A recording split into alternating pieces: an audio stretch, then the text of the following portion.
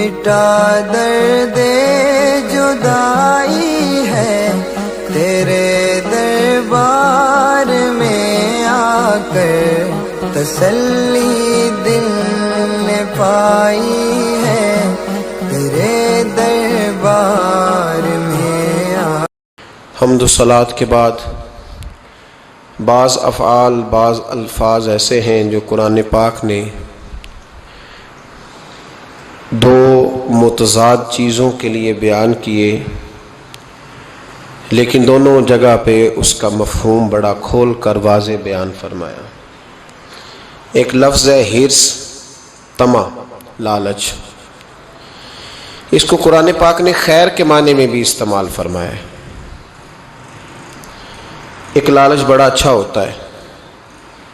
وہ لالچ کون سا ہے؟ وہ نیکی کا لالچ ہے، وہ خیر کا لالچ ہے، وہ تبلیغ کا لالچ ہے، وہ اشاعت دین کا لالچ ہے۔ زیادہ سے زیادہ میں نیکی اکٹھی کر لوں، اس لالچ کو قرآن اور حدیث نے پسند فرمایا ہے۔ میری طرف سے زیادہ لوگوں کا فائدہ ہو جائے، اس لالچ کی قرآن نے تعریف کی، حدیث نے تعریف کی، قرآن و سنت نے حوصلہ افزائی کی، بلکہ نبی پاک علیہ السلام کے بارے میں قرآن نے کہا حریص علیکم، وہ تمہاری بھلائی چاہنے میں جلدی کرتے ہیں۔ یہ بڑا محمود لالچ ہے، بڑا پیارا لالچ ہے۔ دین دور دور تک پھیل جائے، زیادہ سے زیادہ میری وجہ سے کام دین کا ہو جائے، یہ لالچ بڑا اچھا ہے۔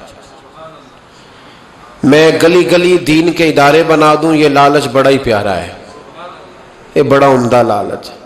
جگہ جگہ میرے سبب سے خیر پھیلے، یہ لالچ بڑا ہی اچھا ہے۔ میں زیادہ سے زیادہ صدقہ اور خیرات کروں، یہ لالچ بڑا ہی، بول کیوں نہیں رہے آپ؟ نہیں اچھا کہ مشکل ہے کام؟ یہ پاک علیہ السلام نے فرمایا تم نے کسی نیکی کو چھوٹا نہیں سمجھنا۔ ضروری نہیں کہ تم کہو کہ میں نے 10 لاکھ ہی خرچ کرنا ہے، 10 کروڑ ہی۔ فرمایا کسی نیکی کو چھوٹا نہیں سمجھنا، تم اپنے بھائی سے مسکرا کے مل لو، اللہ تمہیں صدقے کا اجر عطا کر دے گا۔ بس جو نیکی تمہارے ہاتھ آتی ہے نا، اس کا لالچ کرو۔ زیادہ سے زیادہ عبادت، زیادہ سے زیادہ خیر، زیادہ سے زیادہ بھلائی، زیادہ عمرے، زیادہ حج، زیادہ تلاوت، زیادہ عبادت، زیادہ جد و جہد، اس کا لالچ پیدا کرو۔ اس کی حضور نے حوصلہ افزائی فرمائی۔ زیادہ خیر بانٹو، زیادہ خیر، زیادہ کام پہ۔ بلکہ بعض ایسے مواقع ہیں جن پہ ہمارا نفس ہمیں کہتا ہے یار میری کوئی ذمہ داری تو نہیں نا ساری، وہ ہمیں اندر سے آواز دیتا ہے کہ تیری کوئی ذمہ داری ہے کہ سارا تو نہیں کرنا ہے۔ نبی پاک صلی اللہ علیہ وسلم کی بارگاہ میں ایک شخص نے آ کے کسی چیز کا سوال کیا، بخاری مسلم میں موجود ہے۔ تو حضور علیہ السلام نے فرمایا اس وقت تو میرے پاس وہ چیز جو تو مانگ رہا ہے، اتنی دولت تو موجود نہیں بظاہر، تو اس طرح کر فلاں آدمی کے پاس جا اور میرے نام پہ قرضہ لے لے، میں بعد میں اسے دے دوں گا۔ حضرت عمر بولے کہ یا رسول اللہ صلی اللہ علیہ وسلم، جو وہ چیز آپ کے پاس موجود نہیں، اللہ تو پابند نہیں کرتا کہ وہ کام ضرور کریں۔ ہمارے اندر سے آواز آتی ہے نا روز، یہ حضرت عمر نے اس کی عکاسی فرمائی کہ اللہ تو پابند نہیں کرتا، آپ کے پاس ہے تو دے دے، نہیں ہے تو آپ منع فرما دیں۔ نبی پاک نے حضرت عمر کی بات کو پسند نہیں کیا۔ اب حضرت بلال بولے، عرض کرنے لگا یا رسول اللہ آپ بانٹیں، آپ کا رب آپ کو ضرور عطا فرمائے گا۔ تو نبی پاک علیہ السلام نے جناب بلال کی بات کو پسند فرمایا۔ ہم کیا کہتے ہیں، میرے لیے کوئی ضروری ہے کہ سارا میں نہیں کرنا ہے؟ کوئی ضروری ہے سارا میں نہیں کرنا ہے؟ آپ یہ ہرس، یہ لالچ، یہ شوق پیدا کریں کہ نیکیاں ساری میں نے جمع کرنی، میں نے جد و جہد کرنی ہے، میں نے آگے بڑھنا ہے۔ دین کا کام جب ہم بڑھانے کی بات کرتے ہیں تو لوگ کہتے ہیں جی بس ٹھیک ہے کام ہو رہا ہے نا، آپ کو کیا ضرورت ہے آگے جانے کی؟ وہ خدا کے بندو، رسول پاک علیہ السلام ڈیوٹی لگا کے گئے، فرمایا بلغ عنی ولو آیا، ایک ایک آیت لے لو اور دنیا میں پھیل جاؤ، نکلو میدانوں میں، نکلو دور دراز، دین کے لیے زیادہ سے زیادہ منصوبہ بندی کرو، گلی گلی ادارے بنا دو، گلی گلی اذان کی آوازیں آئیں، ہر چوک میں دین کا پیغام پھیلے، ہر نگر میں مراکز قائم کرو، اس میں ہرس پیدا کرو، لالچ پیدا کرو۔ مکانات بنانے کے لالچ سے حضور نے منع کر دیا، اس لالچ کو پسند نہ فرمایا۔ نبی پاک صلی اللہ علیہ وسلم نے تفاخر کے لیے، غرور کے لیے، جمع کرنے کے لیے اور ایک دوسرے پر جتلانے کے لیے دولت اکٹھی کرنے سے منع فرمایا۔ ایک شخص گزر رہا تھا تو بڑی تیزی سے گزرا نبی پاک صلی اللہ علیہ وسلم کے سامنے سے۔ حضرت ابو درداء رضی اللہ تعالیٰ عنہ کہتے ہیں ایک صحابی نے کہا دیکھو کتنا چست ہے، کاش یہ چستی دین کے لیے ہوتی۔ تو نبی پاک علیہ الصلوۃ والسلام نے فرمایا اگر یہ اپنے بچوں کی روزی کمانے کے لیے جا رہا ہے تو پھر بھی اللہ کے راستے میں ہی ہے، اگر یہ ماں باپ کی خدمت کے لیے جا رہا ہے روزی کمانے تو پھر بھی اللہ کے راستے میں ہے۔ تو حضور نے فرمایا اگر اس لیے جا رہا ہے کہ میں ذرا دوسروں سے دولت زیادہ جمع کر لوں تو پھر فرمایا یہ شیطان کے راستے میں، یہ پھر دین کے راستے میں۔ وہ جو تفاخر ہے نا ہمارے ہاں دوڑ لگی ہوئی ہے دولت ہی دولت، اس لالچ کو پسند نہیں کیا۔ یہ طمع ہے، یہ دوڑ ہے، یہ انسانی خواہشات کا وہ سمندر ہے جو کبھی پر نہیں ہوتا، یہ وہ طلب ہے جو کبھی پوری، یہ وہ نشہ ہے جس سے انسان کبھی سیر نہیں ہوتا۔ اور قرآن پاک نے مثال دی، فرمایا الہاکم التکاثر، تمہیں غافل کر دیا ہے دنیا کی طلب نے، مال کی طلب میں تم اتنے غافل ہو گئے کہ حتی زرتم المقابر، یہاں تک کہ تم نے قبروں کے منہ دیکھ لیے، پیسے لینے جا رہے تھے رستے میں مر گئے، دولت اکٹھی کرنے جا رہے تھے کہ راہ میں وقت آ گیا، حتی زرتم المقابر، اتنا تمہیں گمراہ کر دیا، اتنا تمہیں غافل کر دیا دولت جمع کرنے کے لالچ نے کہ تم قبروں تک پہنچ گئے۔ آخری وقت آیا ہے لیکن ابھی تک دولت کی ہوس ختم نہیں ہوئی۔ آپ یقین کریں لوگوں کے پاس جو پیسہ ہے لوگ بیچارے اس پیسے کو دیکھ بھی نہیں سکے ساری زندگی، وہ بینکوں میں پڑا تھا اور بینکوں میں ہی پڑا رہ گیا، اس کو دیکھ نہیں پائے۔ اتنی جائیدادیں جمع کرنی تھی، ان جائیدادوں میں کبھی وہ وقت گزار نہ پائے۔ ان سے تو ان کے مزارے اچھے جنہوں نے کم از کم ان زمینوں میں وقت تو گزارا، وہاں رہ تو سکے وہ، لیکن دولت کا نشہ روز بروز لوگوں پہ چڑھتا جا رہا، روز بروز۔ میرے نبی پاک علیہ السلام نے ایک فتنے سے اپنی امت کو آگاہ کیا، یہ فتنہ تھا، حضور نے آگاہ کیا، فرمایا اپنے دل کا جائزہ لے لو کہیں تم تو ایسے نہیں، بخاری مسلم ہے، آگاہ کیا۔ حضور فرمانے لگے انسان جیسے جیسے بوڑھا ہوتا ہے نا دو چیزیں اس میں جوان ہوتی ہیں۔ یہ پہلے حضور کیوں یہ باتیں بتاتے تھے؟ اس لیے کہ ہم جائزہ لے لیں کہ ہمارے اندر تو نہیں یہ فتنہ۔ جیسے جیسے بوڑھا ہوتا ہے دو چیزیں جوان ہوتی ہیں۔ یا رسول اللہ صلی اللہ علیہ وسلم وہ کون سی؟ فرمائے ایک اس کا دل کرتا ہے سارا زمانہ مجھے پوچھ کے چلے، میری عزت کرے، وہ سمجھتا ہے کہ اب ہر آدمی مجھ سے پہلے پوچھے۔ اور دوسرا فرمایا جیسے جیسے بوڑھا ہوتا ہے اس کے اندر دولت کا لالچ بڑھتا جاتا ہے، اس کی ذمہ داریاں کم ہو رہی ہیں پر اس کا وہ لالچ، وہ ہوس، وہ نشہ وہ اتر نہیں رہا، یہ تباہ کر دیتا ہے۔ یہ قیدی ہے شخص جو دولت کا پجاری ہے، یہ قیدی ہے، یہ ختم نہیں ہوگا۔ حضرت عیسیٰ علیہ السلام کی ایک بات نے نا رستہ بڑا کھول دیا۔ آپ کیا سمجھتے ہیں یہ دولت مند لوگ آزاد ہیں؟ توجہ ہے میری بات پر؟ دولت مند لوگ آزاد ہیں تو قیدی ہیں۔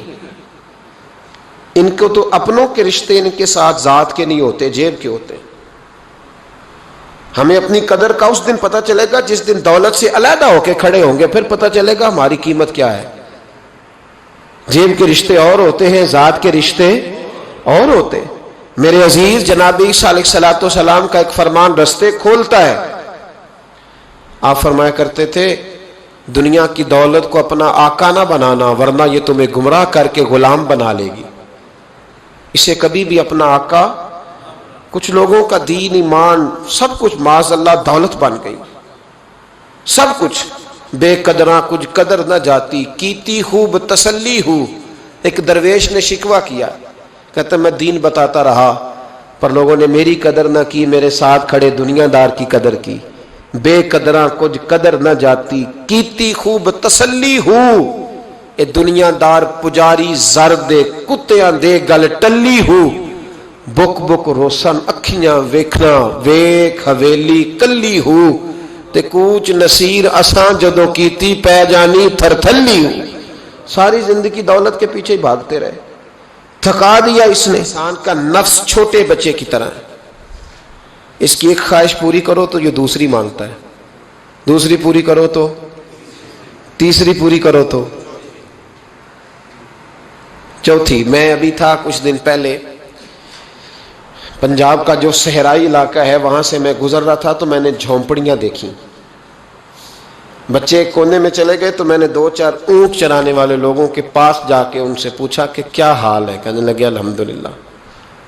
انہوں نے اس طرح کے کپڑے پہنے تھے جس طرح ہم کام پہ بھی کپڑے کام والے بھی نہیں پہنتے. ویسے دکھی ہیں سارے لوگ ہی, سارے پریشان ہیں, پیسے کوئی نہیں, لیکن وہ کپڑے ڈیوٹی پہ بھی جاتے وقت لوگ نہیں پہنتے جو ان بیچاروں نے پہنے تھے. تو میں نے ان سے پوچھا کہ صاحبو آپ کہاں رہتے ہیں؟ تو کہنے لگے یہ صحرا کے اس پار وہ سامنے جو جھونپڑیاں نظر آ رہی ہیں وہ ہمارے ہی گھر ہیں.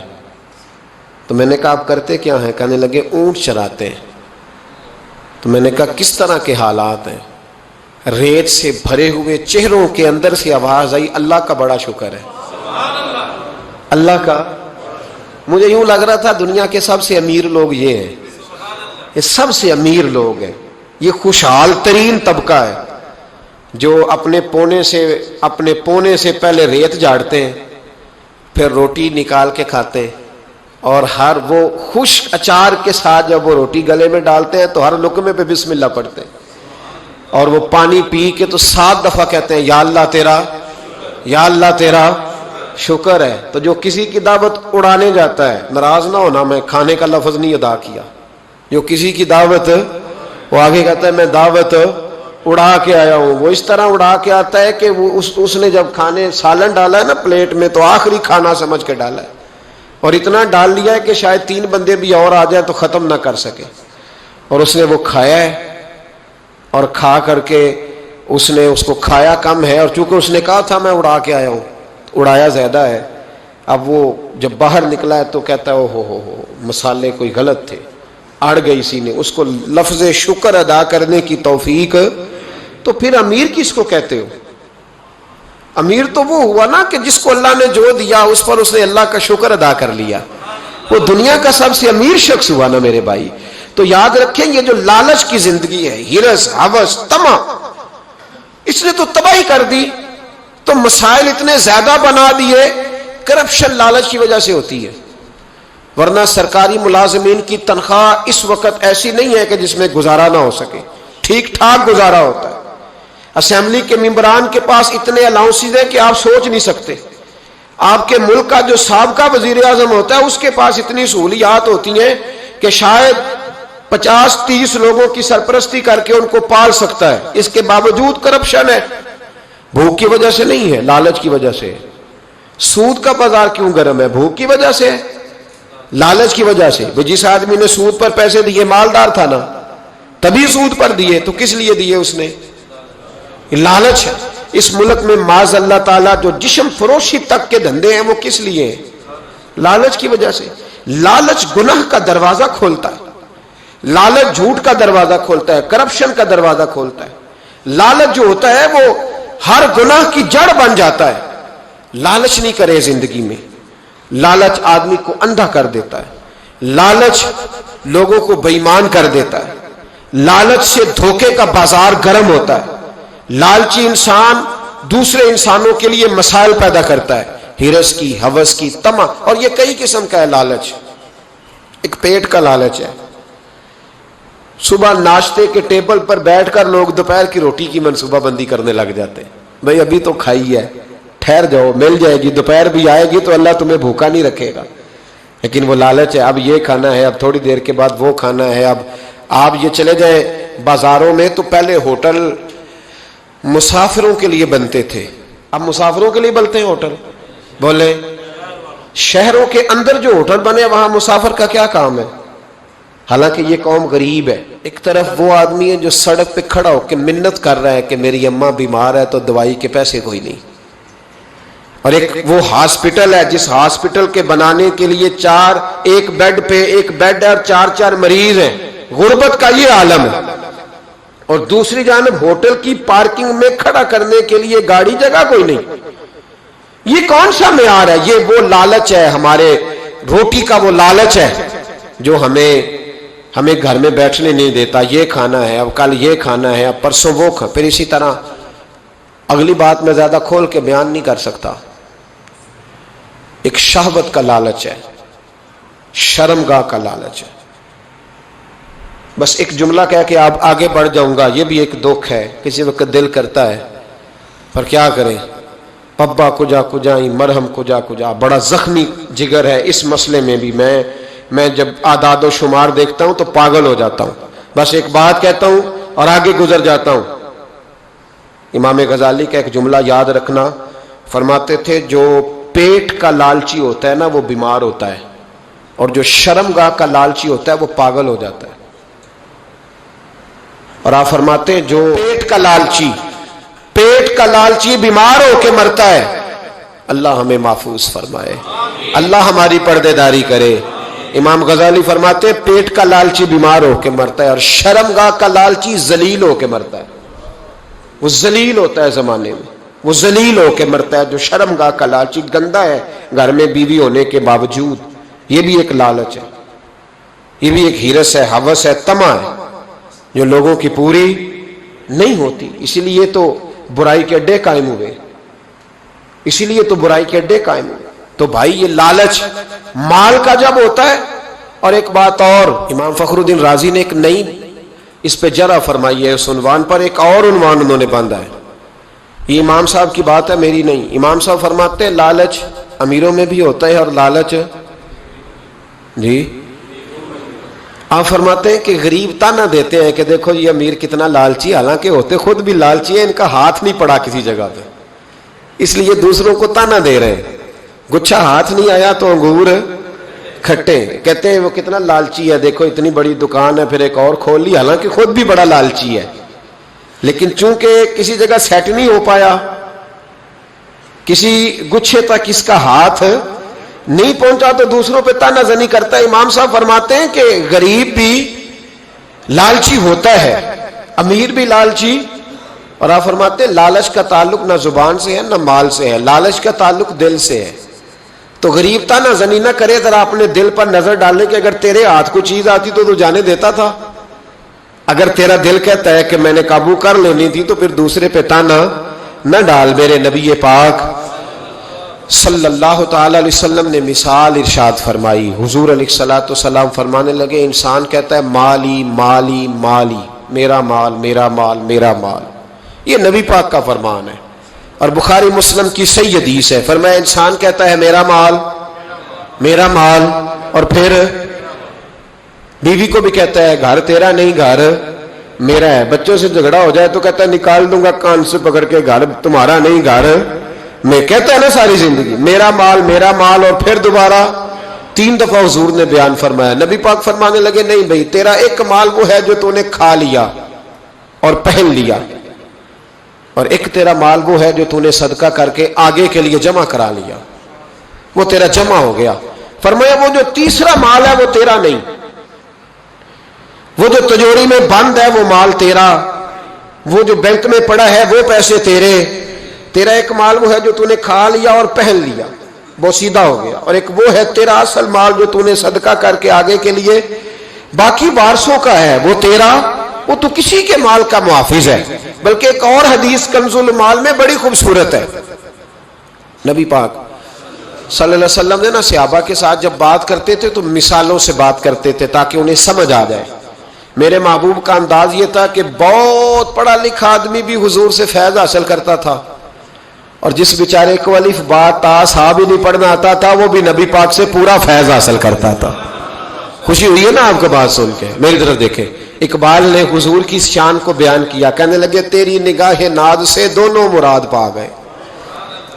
اقبال کہنے لگے تیری نگاہ ناز سے، تیری نگاہ ناز سے دونوں مراد پا گئے. عقل غیاب و جستجو، عشق حضور و اضطراب کا محبوب جو عقل کے پلندے لے کے آیا تھا تو نے اسے بھی فیض دیا ہے، اور جو جنون کی وادی لے کے آیا تھا میرے محبوب اسے بھی تیرے کرم سے فیض ملا ہے. تو تو حضور مثال دے کے سمجھاتے تھے، عام آدمی کے ذہن میں بات اتر جاتی تھی، نبی پاک نے مثال دی۔ کنز المال میں حضرت ابو درداء رضی اللہ تعالیٰ عنہ سے حدیث موجود ہے، حضور علیہ السلام فرمانے لگے بھائی ایک بندے کے 3 بھائی تھے، مثال دیکھنا اور ذرا سمجھانے کا انداز دیکھنا میرے حبیب کا۔ کریم رسول صلی اللہ تعالی علیہ وسلم فرمانے لگے اس کے 3 بھائی تھے، اس کے انتقال کا وقت آ گیا۔ اس نے ایک بھائی سے پوچھا، بھائی میں تو دنیا سے جا رہا ہوں، تو میرے ساتھ کیا کرے گا؟ اس نے کہا میں نے تیرے ساتھ کیا کرنا ہے، بس جیسے ہی تو فوت ہو جائے گا تیرا رستہ اور ہے، میرا رستہ اور ہے۔ تو نبی پاک علیہ السلام نے صحابہ سے فرمایا اس بھائی کے بارے میں تمہارا کیا خیال ہے؟ کہا حضور یہ تو بالکل سلام کے قابل بھی نہیں، اس سے تو اتنا سا بھی تعلق نہیں رکھنا چاہیے، جو فوت ہوتے ہی کہہ رہا ہے کہ تیرا رستہ، سمجھ آ رہی ہے میری بات؟ خوش ہو کے بیٹھے اور غور سے سنے۔ کہا تیرا رستہ اور ہے اور میرا رستہ، تو صحابہ کہنے لگے حضور اس سے سلام دعا بھی نہیں رکھنی چاہیے، کوئی تعلق نہیں، بھاڑ میں جائے، یہ بھی کوئی بھائی ہے؟ کہتا ہے ختم ہوتے رشتے بھی ختم۔ نبی پاک علیہ السلام نے فرمایا، پھر اس نے دوسرے بھائی سے پوچھا کہ یار میں تو دنیا چھوڑ رہا ہوں، تو میرا بھائی ہے، تیرا میرا رشتہ ہے، اب تو بتا میں اگر مروں گا تو میرے ساتھ کیا کرے گا؟ تو اس نے کہا بھائی میں تیری تیمارداری بھی کروں گا، جب تو فوت ہو جائے گا میں تیرے غسل کے ساتھ بھی شریک ہوں گا، لوگوں کے تجھے کفن بھی پہناؤں گا، اپنے کندھوں پہ تجھے سوار کر کے قبر تک لے جاؤں گا، دفن میں بھی شریک ہوں گا، جنازہ بھی پڑھوں گا، تیری قبر پہ مٹی بھی ڈالوں گا، لیکن پھر ساری دنیا واپس آئے گی تو میں بھی آ جاؤں گا۔ نبی پاک فرمانے لگے اس بھائی کے بارے میں کیا خیال ہے؟ عرض کی یا رسول اللہ صلی اللہ علیہ وسلم یہ پہلے والے سے تو بہت بہتر ہے، پہلے والے سے تو بہت بہتر ہے، تیمارداری بھی کر رہا ہے، غسل کفن بھی کر رہا ہے، جنازے میں بھی شریک ہو رہا ہے، جنازے کو کندھا بھی دے رہا ہے، دفن میں بھی شریک ہے۔ حضور فرمانے لگے اب اس نے تیسرے سے پوچھا کہ میں اگر دنیا سے جاؤں گا تو میرے ساتھ کیا کرے گا؟ تو اس نے کہا میں جب تیری جان نکلنے کا وقت آئے گا تو تیری آسانی کے لیے تیرے سراہنے کھڑا ہو جاؤں گا، اور جب تیری روح پرواز کرے گی تو میں قبر تک بھی تیرے ساتھ جاؤں گا، لوگ دفن کر کے آئیں گے، میں قبر کے اندر بھی جاؤں گا، اور جب پل صراط پہ تو گزرنے لگے گا اس وقت بھی میں تجھے حفاظت سے گزارنے کی کوشش کروں گا، اور جب میزان عمل پر اعمال تلیں گے اس وقت بھی میں تیرے ساتھ کھڑا رہوں گا اور تیری سفارش کروں گا تاکہ تو صحیح طریقے سے اعمال تل جائے۔ اور وہ بھائی کہنے لگا میرے بھائی جب تجھے شدید پیاس لگے گی تو تیرے لیے پانی کا بندوبست کرنے کی کوشش کروں گا، تو میرا بھائی ہے، میں تجھے تنہا نہیں چھوڑوں گا، اتنی دیر تیرے ساتھ رہوں گا جب تک تو جنت میں داخل نہیں ہو جاتا۔ تو میرے حبیب پاک علیہ السلام نے اب صحابہ سے پوچھا، حضور فرمانے لگے اس بھائی کے بارے میں تمہارا کیا خیال ہے؟ تو صحابہ کہنے لگے حضور باقی دونوں کو چھوڑ دینا چاہیے، تعلق کسی کے ساتھ رکھنا چاہیے جو قبر میں بھی جائے، میزان عمل پر بھی جائے، میدان محشر میں بھی ساتھ جائے، پل صراط پہ بھی ساتھ جائے، جنت میں داخلے کے وقت بھی ساتھ جائے، اسے لے جانا چاہیے۔ تو حضور نے فرمایا اب سنو میں تمہیں سمجھانا کیا چاہتا ہوں۔ یا رسول اللہ فرمائیے، فرمایا وہ جو پہلا بھائی تھا نا جس نے کہا تھا مرتے ہی تیرا میرا تعلق ختم، وہ تمہارا مال ہے، جب تم دنیا سے چلے جاتے ہو تو فوری طور پر مال سے تمہارا تعلق۔ اور بھائی ناراض نہ ہونا، بیٹیاں بیٹے بڑا پیار کرتے ہیں، پر اماں مر جاتی ہے تو پہلے بالیاں اتارتے ہیں، ہاں میں نے دیکھا ہے، سونے کی بالیاں پہلے اترتی ہیں، بڑا پیار ہے ان کو، رو رہے ہوتے ہیں، پر بیٹے پہلے جیب میں ہاتھ ڈالتے ہیں، شناختی کارڈ سنبھالتے ہیں کہ وہاں بینک میں بھی جانا ہے، وہاں وراثت کا انتقال بھی درج کرانا ہے، بڑا پیار کرتے ہیں، پر پہلے دیکھتے ہیں تیرے بٹوے سے کیا نکلا۔ تیرا مال اسی وقت وارثوں کے قبضے میں چلا جاتا ہے، سن اور یاد رکھ۔ اللہ کے حبیب علیہ السلام فرمانے لگے وہ جو بھائی کہہ رہا تھا نا کہ میں قبر تک تیرے ساتھ جاؤں گا، پھر جیسے دنیا واپس آئے گی میں بھی آؤں گا، فرمایا وہ تیرے رشتہ دار ہے، وہ تیرا بھائی ہے، تیرا بیٹا ہے، تیرا دوست ہے، تیرے تعلق والا ہے، وہ قبر تک جاتا ہے پر قبر میں نہیں جا سکتا۔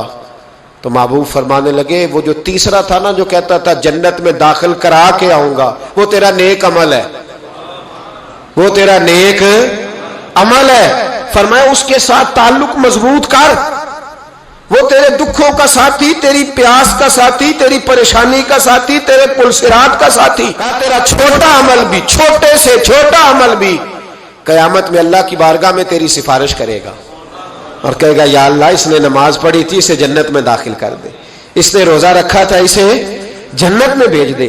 تو محبوب فرمانے لگے اس سے تعلق مضبوط کر جو تیرا پل صراط کا بھی دوست ہے. یہ مال کا تو لالچ کرتا ہے, حالانکہ تیرے مرتے ہی مال تو کسی اور کا ہو جائے گا, کسی اور کا ہو. عقل منداں دا کام نہیں دل دنیا تے لانا, اس بوٹی کئی خامد کیتے جو کیتا سو کھانا. اس کے تو یہ تو کبھی کسی کی اور کبھی کسی کی, اس کی زمین اور کل زمین, اس بوٹی کئی خامد کیتے جو کیتا سو کھانا. تو بھائی یاد رکھ لیں اور سمجھ لیں نبی پاک صلی اللہ تعالی علیہ وسلم. باقی اگر آپ لالچ کریں گے تو لالچ پورا کبھی بھی نہیں ہوتا. کوئی بندہ آپ نے ایسا دنیا میں دیکھا جو کہے بڑے پیسے اب کمائی بند, فیکٹری بند, دیکھے کوئی ریٹائر نہیں ہوتا. کوئی بندہ بھی ریٹائر, کوئی نہیں ریٹائر ہوا, چل رہا ہے سلسلہ چل رہا. کچھ درویش ہیں, درویش اللہ والے, جنہوں نے واقعی بند کیا ہوا ہے اپنے اوپر خواہشوں کا دروازہ. وہ کہتے نہیں دروازہ نہیں کھولنا ورنہ یہ دوبارہ بند نہیں ہوتا. یاد رکھ لینا, کچھ درویش ہیں جنہوں نے اپنے اوپر دروازہ, خواہشات کا دروازہ اپنے اوپر وہ نہیں کھولتے. ایک سلطان یحییٰ نام کا بادشاہ گزرا ہے, عرب کے کچھ حصوں کا حکمران تھا. تو اس کو بڑا شوق تھا لوگوں کو بانٹنے کا. دو قسم کے لوگ ہوتے ہیں نا, کچھ کو جمع کرنے کا شوق ہوتا ہے, کچھ کو شوق ہوتا ہے کوئی روٹی کھا لے. حضرت ابراہیم علیہ السلام بغیر مہمان کے کھانا, کچھ ایسے بھی ہوتے ہیں جن کے گھر بندہ چلا جائے تو پتیلی پہ ڈھکنا دے لیتے ہیں. اپنا اپنا فرق ہے نا جی, ہر آدمی کا اپنا اپنا ذوق ہے. منت کرتے ہیں کسی کی. مجھے بڑی بات پسند ہے شیخ سعدی کی, قرضے لے لے کے مہمان نوازی کرتے تھے. ایک دن سارے مقروض اکٹھے ہو گئے, کہنے لگے بابے پیسے دے. بابا جی کہتے ہیں وہ پیسے مانگ رہے ہیں, مجھے ٹینشن ہے کہ انہوں نے کھوایا کچھ نہیں, مجھے پریشانی لگی. ایک بچہ کوئی چیز بیچ رہا تھا, وہ کھیل مرونڈا نہیں بیچتے بچے, وہ بیچ رہا تھا. تو آ گیا تو کہنے لگا لینی ہے. تو بابا جی کہنے لگے میرے مہمانوں کو کھلا دے ساری. بچہ بھی راضی ہو گیا کہ سارا اکٹھا ہی گاہک مل گیا. تو سارا جب کھلا دیا کہنے لگا پیسے. تو شیخ سعدی فرمانے لگے تو بھی بیٹھ جا, یہ سارے پیسے لینے آئے ہوئے ہیں, بیٹھ جا, ان کے پیسے انہیں ملیں گے تو تجھے بھی. تو بچہ رو پڑا, رویا, کہنے لگا میں تو یتیم ہوں, 4 بہنیں چھوڑ کے آیا, اماں کی دوائی بھی لے کے جانی ہے, مجھے تو پیسے چاہیے. بچہ رویا تو شیخ سعدی کا ایک مرید آیا, اس نے لا کے نظر پیش کی, کہ حضور یہ نذرانہ ہے. 400 دینار لایا. تو حضرت سعدی نے سب کو دیے, بچے کو بھی دیے. سب لوگ چلے گئے. تو ان قرض لینے والوں میں سے ایک بندہ سمجھدار تھا, حضرت سعدی کے پاس آ کے کہنے لگا بابا سمجھ نہیں آئی, ہم برسوں سے لینے آ رہے تھے مل نہیں رہے تھے, کتنے مہینوں سے مانگ رہے ہیں نہیں مل رہے تھے, آج فٹافٹ مل گئے. تو شیخ سعدی بزرگ تھے نا, تو بزرگوں والی بات کر گئے. کہنے لگے تم میں رونے والا کوئی نہیں تھا نا, پوری مجلس میں ایک بھی رونے والا ہو تو سب کا کام بن جاتا ہے. رونے والا عاشق دا کم رونا توڑا, اے بنا رویو نہیں منظوری, بنا رویو نہیں منظوری, تے بنا رویو نہیں منظوری. عاشق سدا ہی روندا رہندا, پاویں وصل ہوئے تے پاواں دوری. کا رونے والا ایک آ گیا ہے تو سب کا کام بن گیا ہے. تو کچھ لوگوں کو شوق ہوتا, بادشاہ کو, سلطان یحییٰ عرب کے کچھ حصوں کا بادشاہ تھا, شوق بڑا تھا لوگوں کو کھلانے پلانے کا, بڑا شوقین تھا, بڑا بانٹتا تھا. اور کئی دفعہ معاذ اللہ اس پر فخر بھی کرتا تھا جو نہیں کرتا, تکبر سے بھی کہتا تھا بڑی جائیدادیں آؤ جس نے لینا ہے, تکبر بھی کرتا تھا معاذ اللہ جو نہیں کرنا چاہیے تھا. ایک دن جامع مسجد کے باہر کھڑے ہو کے نا بانٹنے لگا. کوئی فقیر آیا تو ایک مٹھی بھر کے شرفیاں دے دی, کسی کو سونا دے دیا, کسی کو چاندی دے دی. ایک درویش بابا جی کونے میں بیٹھے ہوئے, اسی کسی دے کچھ بھی نہیں لگ دے, کوئی ضرورت نہیں, کونے میں بیٹھے. آپ یقین کریں, آپ تھوڑا سا رخ ادھر کریں, دنیا پیچھے پیچھے ہو جاتی ہے. اگر آپ پیچھے بھاگیں گے تو آگے دوڑ کے بھاگے گی. یہ مزاج ہے قوم کا, کسی کا حال پوچھ لیں وہ بگڑ جاتا ہے, کہتا ہے مجھ سے کوئی کام ہوگا تبھی تو پوچھا ہے. اور آپ چپ کر جائیں, خاموش ہو جائیں, یہ بھی بڑی مصیبت ہے. کہ پیار کر لیں تو اس کا بھی نقصان دیکھنے میں آتا ہے. کہتے ہیں پتہ نہیں میرے اندر کیا لالچ ہے, کیا خوبی ہے جس وجہ سے مجھ سے اتنی محبت ہو رہی ہے. وہ بابا جی کونے میں توجہ ہی نہیں کی. جب توجہ نہ کی تو سلطان کی توجہ خود بخود ہو گئی. سلطان یحییٰ کہنے لگے بابا کوئی قابل توجہ آدمی ہے, سب لوگ لائنوں میں لگے ہوئے بھاگ رہے ہیں, بادشاہ آیا ہے.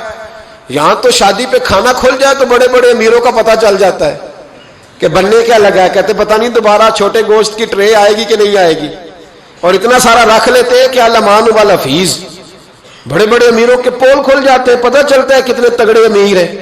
تو جب اس نے کہا اشرفیاں، سونے، ہیرے، جواہرات، تو جو نہیں تھے فقیر وہ بھی لائنوں میں لگ گئے، لیکن وہ فقیر پھٹے پرانے کپڑے، سانو تخت ہزارے دی لوڑ کیے، نالے کی لگے شہر بمبول دے نال، اسی اپنی بال کے سیکنے، سانو کی لگے کسی اور دے نال۔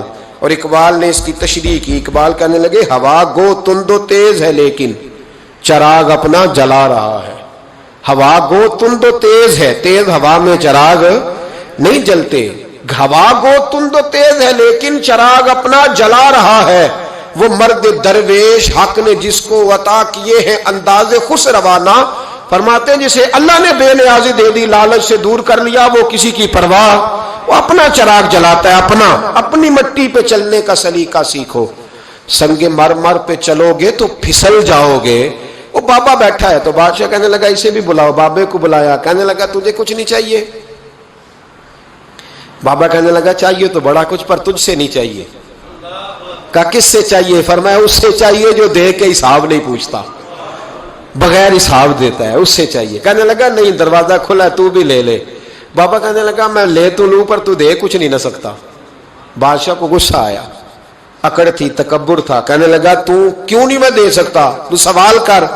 تو بابے نے ساتھ والے فقیر سے لکڑی کا کالا پیالہ پکڑا، ہوتے نا فقیروں کے پاس مانگ، لکڑی کا کالا پیالہ، تو کہا لو دے دو کچھ۔ اس نے فوری طور پر سونے کی اشرفیاں مٹھی بھری اور لکڑی کے پیالے میں ڈالی۔ اب جب پیالے میں ڈالی تو کڑ کڑ کی آواز تو آئی، پر پتہ نہیں وہ کدھر گئی ساری اشرفیاں۔ دوسری مٹھی ڈالی تو پھر کڑ کڑ کی آواز آئی، پر اشرفیاں کدھر گئی کوئی پتہ نہیں چلا۔ تیسری، چوتھی، پانچویں، بابے کا پیالہ خالی کا خالی، 2 دفعہ بھی، 4 دفعہ بھی۔ یہ بادشاہ لوگ ضدی ہوتے ہیں، مانتے نہیں جلدی، کیونکہ انہیں کسی نے بتا دیا ہوتا ہے نا سارا کچھ تم ہی ہو، اڑ جاتے۔ ہاں جو جس منصب پہ بھی بادشاہ ہوتا ہے اڑ جاتا ہے۔ اس نے کہا میں بھی ضدی ہوں، پیالہ بھر کے چھوڑنا ہے۔ ایک بوری منگا لی، دوسری منگا لی، تیسری منگا لی۔ بابا خوش ہے، مطمئن ہے، چلو ڈالو، تم نے کہا تھا ملیں گی۔ اب وہ مٹھی ڈالتا، کبھی اشرفیاں، کبھی ہیرے، کبھی چاندی، پر پتہ نہیں کدھر جاتی۔ بالآخر آہستہ آہستہ بیک ہونے لگ گیا۔ وزیر کہنے لگا بادشاہ پیچھے سے بوریاں ختم ہو گئی ہیں، اب نئی منگانے لگیں گی، پیچھے کوئی چیز بھی نہیں، ختم ہو گیا سارا کچھ۔ انسان کسی کو کیا دے سکتا ہے؟ کیا ہاں وہ انسان بڑا نوازتے ہیں جن کے پاس خزانے بھی اللہ کے دیے ہوئے ہوتے ہیں، وہ نوازتے ہیں لوگوں، وہ نوازتے۔ کہا تو کیا دے سکتا ہے؟ بادشاہ جب تنگ آ گیا نا بادشاہ، تو گھوڑے سے نیچے اتر آیا اور بابے کے پیروں میں بیٹھ کے کہنے لگا بابا یہ پیالہ ہے کس بلا کا نام؟ نیچے کون سا کنواں ہے کہ جو کنواں جو نیچے گراتا ہی جاتا ہے اور جو بھرتا ہی نہیں ہے؟ تو اب بادشاہ کا ہاتھ رکا تو بابے نے پیالہ چھوڑ دیا اور بڑا قیمتی لفظ کہا۔ بابا کہنے لگا بادشاہ یہ انسانی خواہشات کا پیالہ ہے، یہ انسان کی خواہشوں کا پیالہ ہے، یہ لالچ کا پیالہ ہے، یہ کبھی بھر سکتا۔ انسان کبھی کہتا ہے یا اللہ اپنا مکان دے دے بڑا راضی ہوں، اسے اپنا مل جاتا ہے، پھر کہتا ہے نہیں سوسائٹی میں ہونا چاہیے، پھر سوسائٹی میں اللہ دیتا ہے تو کہتا ہے 5 مرلے کا چھوٹا ہے۔ اس کے نفس کا پیالہ کبھی بھرتا۔ نبی پاک علیہ السلام نے فرمایا تھا اس خواہش کے پیچھے نہ لگنا جو تمہیں نئی خواہش میں ڈال دے۔ کوئی نہیں سمجھ آئی بات کیا؟ بڑی بات کر دی حضور نے ایک جملے۔ مسند امام احمد بن حنبل میں حدیث ہے، فرمایا اس خواہش کے پیچھے نہ لگنا جو تمہیں ایک نئی خواہش میں ڈال دے، اس کے پیچھے نہ لگنا۔ اور فرمایا اس خواہش کے پیچھے نہ لگنا جو تمہیں بے جا خواہشوں کے پیچھے لگا دے۔ لوگوں کے للے تللے، پریشانیاں، آزمائشیں، لالچ، ہوس، وہ پریشانی وہ اتنی اوڑھ لی ہے لوگوں نے کہ دلوں سے تقوی، روحانیت، عبادت، درد، ذوق، شوق ختم ہو گیا۔ دنیا ہی دنیا بچی ہے، دولت ہی دولت بچی ہے، باقی ہر چیز کو نفس کا سانپ ڈس گیا۔ محدث ابن جوزی رحمۃ اللہ علیہ فرماتے ہیں میرے شہر کا ایک مالدار شخص تھا تو ایک بڑی ناگن خرید کے لایا۔ ناگن سونے کا انڈا دیتی تھی ناگن، پر انڈا سونے کا انڈا دیتی تھی۔ اس کے بال بچوں نے بھی، ایک ہی بیٹا تھا، بیوی تھی، انہوں نے کہا ابا یہ ناگن ہے، اس کا کام ڈسنا ہے، تو خیال کر. کیا کہا تھا حضرت سلطان بہو نے؟ کھارے خوہ کدی مٹھے نہیں تھیندے پاویں سہ منا گڑ پائیے تے سپاں دے پت کدی میتھ نہیں تیندے پاویں چولیاں دودھ پیائیے. اس کی فطرت میں ڈسنا ہے. تو یہ ڈسے گی؟ بات ختم ہو گئی. کہا نہیں، سونے کا انڈا دیتی ہے. رکھ لیا گھر میں. بکری رکھی ہوئی تھی، پالتو بکری. بکری کو ناگن نے ڈس لیا، بکری تڑپ کے مر گئی. بیوی اور بیٹا کہنے لگے خیال کر، بکری کو ڈس لیا نا اس نے کہا بکری کتنے کی؟ کہا 6 دینار کی. سونے کا انڈا کتنے کا؟ کہا 50,000 دینار کا. تو کہنے لگا چھوڑو، انڈا تو مل رہا ہے نا، اگرچہ ناگن ہے انڈا تو آ رہا ہے نا. کچھ دنوں کے بعد گھر میں گھوڑا رکھا تھا، گھوڑے کو ڈس لیا، تڑپ کے مرا گھوڑا. اس کو پھر سمجھایا بیوی اور بیٹے نے کہ بس کر دے، یہ ناگن ہے، یہ ڈسے گی. اس نے کہا گھوڑا کتنے کا؟ کہا 20 دینار کا. تو انڈا کتنے کا؟ 50,000 دینار کا. تو چھوڑو، گھوڑا مرنے تو نیا لے آئیں گے. اللہ اکبر. ایک نوکر گھر میں رکھا تھا جانوروں کو چارہ ڈالنے کو. اچانک اس نے چارہ جو اٹھایا تو اندر وہ ناگن بیٹھی تھی. اس نے ہاتھ پہ ڈسا، غریب نے چیخیں ماری، چیخیں. پر غریبوں کی چیخیں لوگوں کو سنائی نہیں نہ دیتی. غریبوں کی چیخیں لوگ دروازے بند کر لیتے. لوگوں نے اس لیے کالے شیشے لگائے ہیں کاروں کو کہ غریبوں کی چیخیں نہ دکھائی دے نہ سنائی دے. ناگن نے ڈسا، چیخنے لگا نوکر. لیکن غریب کا خون بھی سستا ہوتا ہے نا. اس کا سارا وجود زہر سے پھٹ گیا. لیکن مالک کو ترس نہ آیا، کہنے لگا نیا ملازم آ جائے گا. اب بیوی اور بیٹے نے پیروں میں بیٹھ کے سمجھایا کہ بس کر دے، اس کو چھوڑ دے کہیں یا مار ڈال، یہ ناگن ہے. اس نے کہا پاگل ہو گئے ہو، کبھی سونے کا انڈا دیکھا ہے؟ سونے کا انڈا دیتی ہے. وقت گزرنے لگا، چند مہینے سکون کے گزرے، لوگ بات بھول گئے. ایک دن سویرے سویرے کمرے سے ماں کے رونے کی آواز آئی، اور جب اماں چیخی خامن دوڑا تو کہنے لگی لے تیرے سونے کے انڈے بچ گئے. اور وہ دیکھ میرے بیٹے کو ڈس کے بستر سے اتر گئی ہے. وہ دیکھ میرا اکلوتا بیٹا. ابھی بیٹے کو اٹھا کے طبیب کے پاس لے جانے ہی لگے تھے، وہ اپنے گھر کے دروازے تک پہنچا تھا کہ جناب اسرائیل پہلے تشریف لے آئے. اب جب واپس آیا، بیٹے کا جنازہ بڑا مشکل ہے باپ کے لیے اٹھانا، بڑا مشکل ہے، بڑا مشکل. رونے لگا، چیخنے لگا. ایک بیٹا وہ بھی پردہ کر گیا. جنازہ اٹھا، لوگ اس کو دفن کرنے کے لیے نکلے تو ماں نے بھی سارا سامان سمیٹا. ماں نے بھی واپس آ کے کہنے لگا تو کہاں جا رہی ہے؟ کہنے لگی اس ویڑے میں، اس صحن میں میرے بیٹے کی موت ہوئی. یہاں سونے کے انڈے بچے پر میرا بیٹا نہیں بچا. میں نے اس آنگن کو کیا کرنا ہے جس میں سونا تو پڑا ہو پر بیٹا ماں پکارنے والا ہو ہی کوئی نہ. میری تو ساری آرزویں اجڑ گئی، تیرے لالچ نے ہر چیز تباہ کر دی. کہنے لگا میں اسے مار ڈالوں گا، نکال دوں گا. کہ اب کیا فائدہ؟ تو ختم ہو گئی بات. دے قدراں کچھ قدر نہ جاتی، کیتی خوب تسلی ہوں دنیا دار پجاری زر دے، کتیاں دے گل ٹلی ہوں اب کیا فائدہ. بی بی نکلی تو شخص چوک میں آیا، ڈنڈا لیا، ناگن کو مارا. اور ابن جوزی فرماتے ہیں وہ پاگلوں کی زندگی بسر کرتا تھا.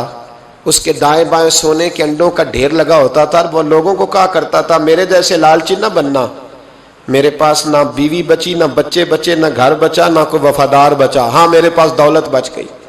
آج لوگوں نے دولت بچائی، دولت بچائی، دولت سگا بھائی علیحدہ کر دیا، بہن سے ملاقات ترک کر دی، یہ پیسے مانگتی ہے. لوگوں نے ہر رشتہ ناتا توڑ دیا، دولت بچائی. دولت میرے رسول پاک صلی اللہ تعالی علیہ وسلم نے فرمایا ہر امت کو ایک فتنہ ملا، آزمائش آئی. میری امت کا فتنہ مال ہے، مال، اس سے بچنا، یہ فتنہ ہے، تمہیں آزمائش میں ڈال دے گا. لالچ کے پجاری بن کر لوگ جگہ جگہ گلی گلی گھومتے، لالچ کے پھندے گلوں میں ڈال کے لوگ پھانسی کے قریب چلے گئے. لالچ کا لبادہ اوڑھ کر لوگ بہروپیے بن گئے. لوگ عقیدتوں کو، محبتوں کو، دین کو، مذہب کو بھی دولت کے نام پر تولنے لگے ہیں. خدا را واپس لوٹو، یہ لالچ نے نہ ہمارا کوئی رشتہ دار چھوڑا نہ تعلق چھوڑے. زندگی اکٹھے رہے دو بھائی, اکٹھے رہے, ایک دوسرے کے بچوں کو کبھی علیحدہ نہیں سمجھا. لیکن جیسے ہی دولت آئی تباہی کر گئی, تباہی. میں ایک شخص کے جنازے میں شریک تھا, جنازے میں, تو میں نے اسے کہا تیرے چچا کے بیٹے کہاں ہیں؟ تو کہا وہ نہیں آئے. میری کبھی ملاقات ہوئی تو میں نے کہا چچا کا جنازہ کیوں نہیں پڑھا؟ کہنے لگے چھوڑ دو, قابض تھا, غاصب تھا, ساری جائیداد پہ قبضہ کر گئے, اس قابل تھا جنازہ پڑھا جائے. میں دیر تک سوچتا رہا کہ یار حد ہو گئی, لوگ دولت کی خاطر اتنے دور ہوئے کہ جنازوں سے بھی رہ گئے. قرآن بول پڑا الہاکم التکاثر حتی زرتم المقابر, فرمایا تمہیں غافل کر دیا دنیا جمع کرنے کے لالچ نے یہاں تک کہ تم قبروں میں چلے گئے. قناعت اختیار کرو.